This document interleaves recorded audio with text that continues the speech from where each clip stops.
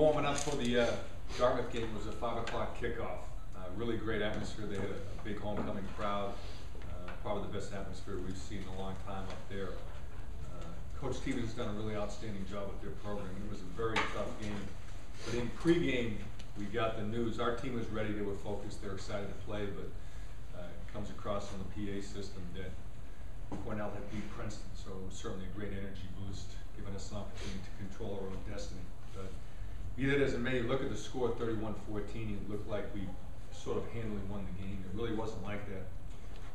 At a point late in the third quarter, they're on the 4th and goal to 1 to tie it at 21-21. They had played us toe-to-toe, done a great job. And we stopped them. A series or two later, we knocked their quarterback out, who had thrown for 300 yards and done a terrific job, and it was a different game. But the score really was not indicative of how tight the game was. Really, it came down to critical situations. We were 7 for 7 in the red zone as a team, and Dartmouth ended up being 0 for 7. We were 4 for 4 offensively for 28 points, 1 for 1 special teams for field goal, and 2 for 2 defense, 0. They scored 0 in the red zone, and it's about a 45-point differential, and that really was where the game was decided. We were 7 for 7 in the red zone, they were 0 for 7. Otherwise, it's an even football. Offensively, we did a good job. We had good balance. We had 200+ yards rushing. We had a little bit less yards passing this week. We ran the ball a bit more. But again, Trevor Skills, our senior running back from Stone Mountain, Georgia, had a terrific game, close to 100 yards, 100 tough yards, 3 touchdowns. Defensively, we had a couple sophomores that really picked it up. Zach Hodges continues to develop as a really special type of player. He's a 6'4", 235-pound. Last year he was about 215 pounds.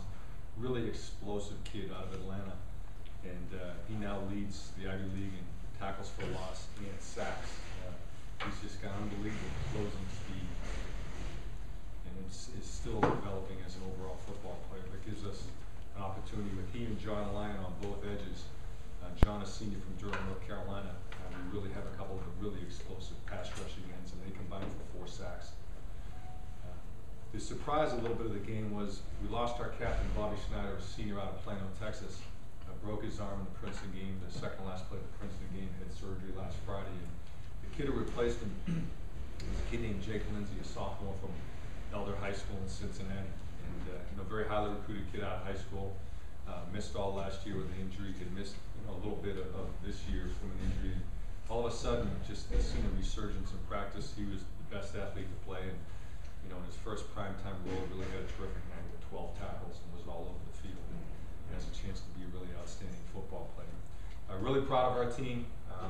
They were a very focused week of practice last week after losing for the first time in 15 games, and the kids showed a lot of maturity, a lot of grit, a lot of resolve, and really did a great job with the Dartmouth team. I want to congratulate Mitch McClune. That's a tremendous accomplishment, especially as a graduate student in engineering. Yeah, that's really great. It's impressive. And also to Tyler Barber. Good luck to everybody this week. Columbia is coming off the biggest win they've had in a long time. They beat Yale in a close game. I think it's the first time they beat Yale in many moons, many years. And they believe they're a very tough, gritty team. They've had an up and down season with a lot of close games, but last year in a similar type of season,